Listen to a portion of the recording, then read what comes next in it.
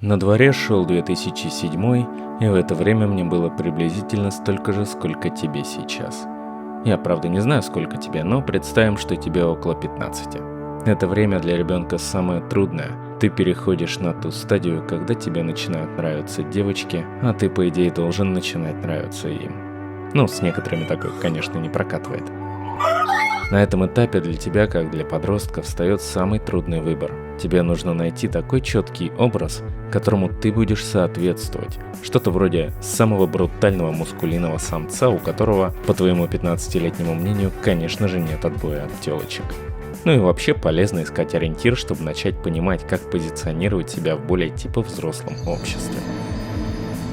Сейчас, скорее всего, такой дядька — это Генри Кавилл и его Ведьмак, но тогда были другие времена. Поэтому, сынок, присаживайся поудобнее. Сейчас батя расскажет тебе о самом мускулинном мужчине, на которого только мог наткнуться пацан в 2007-м.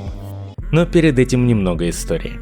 2007 – это тот мифический легендарный год, в котором горел сентябрь, все хлестали блейзер в загаженных патрулях, и только-только среди молодежи начинали появляться модные мобильники. А анимешников считали умственно отсталыми шизофрениками, которые мастурбировали на Sailor Moon. Хотя, по-моему, насчет анимешников сейчас ничего не изменилось, разве нет? Только с Sailor Moon все перешли на какое-нибудь другое аниме. С мальчиком в главной роли.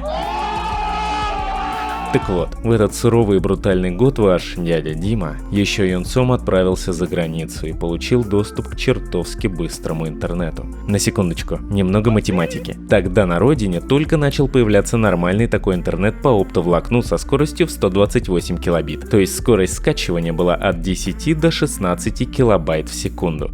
Это еще в идеале. Чтоб ты понимал еще более понятно, скачать одну серию любого сериала в 360p, которая весила метров 70, нужно было подождать приблизительно...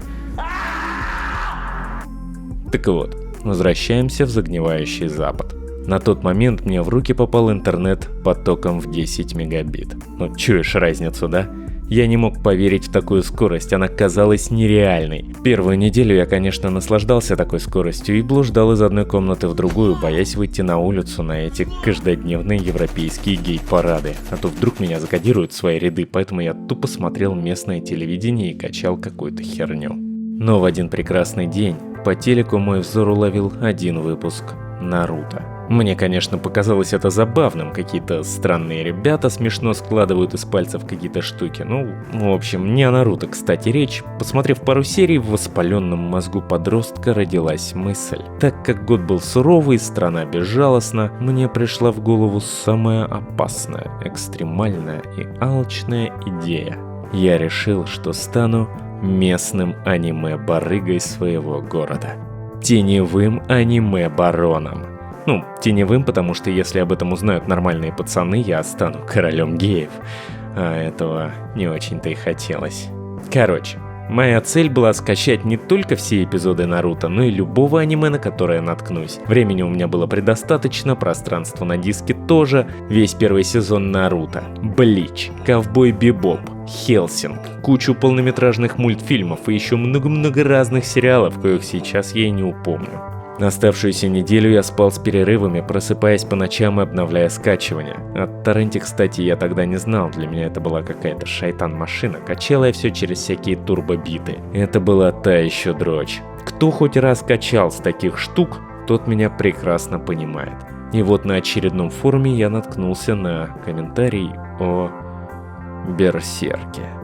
Мол, это одно из самых крутых творений, которое приходилось смотреть этому форумчанину. Он внушал доверие своим адекватным комментариям, поэтому я прислушался к профессионалу и, конечно, скачал и его. Но отсматривать весь материал мне было некогда, мой отдых подошел к концу, и я полностью запакованный повез аниме-контрабанду в несколько сотен гигабайт через границу обратно в Россию. Ну, ладно, там было не только аниме, еще там был хентай, обычное традиционное гей-порно и куча фоток накачанных мужиков.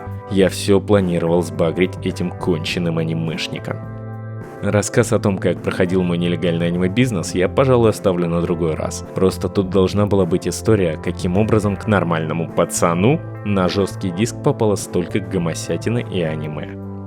И через какое-то время я начал смотреть Берсерка. И вот оно, знакомство. Неокрепшее сознание подростка увидело его, черного мечника, здоровенного, накачанного, молчаливого, темноволосого, одноглазого мужика с огромной металлической плитой, которую он использует как меч. Вдобавок, у него отсутствует левая рука, а вместо нее какой-то протез с встроенной базукой. И этот мужчина сражается против кучи злых дядек в соло, разрубает в полпинка тела недругов этой огромной металлической глыбой и мочит каких-то непонятных монстров, и все это завернуто в средневековый сеттинг. Это просто охуенно. Сказать, что я остался под впечатлением от первой серии, не сказать ничего. Я был шокирован. Но, продолжив смотреть дальше, в силу своей юности и тупорылости, потерял интерес уже на 4-м эпизоде. Демоны и монстры куда-то делись, пошла какая-то тупая политика, скучные человеческие военные баталии и, как мне казалось, весьма унылые диалоги. Мне так казалось, я был юный туп. Через силу, еле-еле, я досмотрел аниме до конца. Но на последних эпизодах я увидел финальный замес. Он настолько пошатнул мою юную психику, что уже ничего не могло унять мой интерес от поиска ответов на вопросы. Это, блядь, что такое было? И я начал искать. Я судорожно задрачивал Google дурацкими вопросами о продолжении. Начинал читать всякие форумы с ответами. Ну, не забываем, на дворе 2007, тогда интернет не был так развит. Были только ответы мейлы, какие-то дебильные сайты, которые каким-то образом вешали тебе порно-баннеры на весь рабочий стол, и ты типа снять не мог баннер ебучий, надо было звонить по номеру или смс-ку отправлять. На то вдруг, не дай бог, батя придет и все, ну пиздец, блять! В общем, я наткнулся на мангу, и в это время образ главного протагониста Гатса начал сильно укореняться в моем подсознании. В воспаленном мозгу подростка начала расти личность больного, молчаливого, неуравновешенного социопата с кровоточащим шрамом на шее.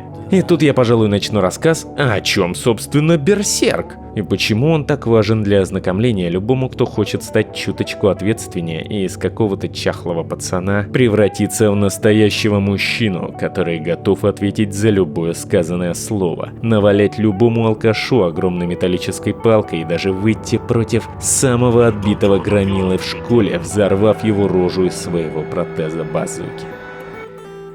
Эх, мечты, мечты. Хотя что-то я так подумал, никому нахер не надо знать, почему им стоит ознакомиться с мангой, правильно? Все равно никто не будет ее читать никогда, да и вряд ли кто-то испытает тот же самый уникальный экспириенс, который испытал я. Поэтому давай-ка я расскажу сразу весь сюжет манги. Первая глава начинается с того, как мужик с протезом занимается на сеновале сексом с рыжеволосой красоткой, которая в одночасье, видимо от весьма бурного оргазма, превращается в дочку Чужого и Медузы Горгоны.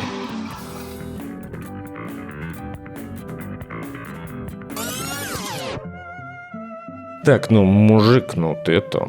Если ты хочешь продолжение, то коммент, лайк, пересмотри видос от начала до конца и напиши об этом. Напиши, что ты хочешь, продолжение. В общем, я надеюсь на твою активность. Покажи это там маме, папе, бабушке, может сказать, я не знаю.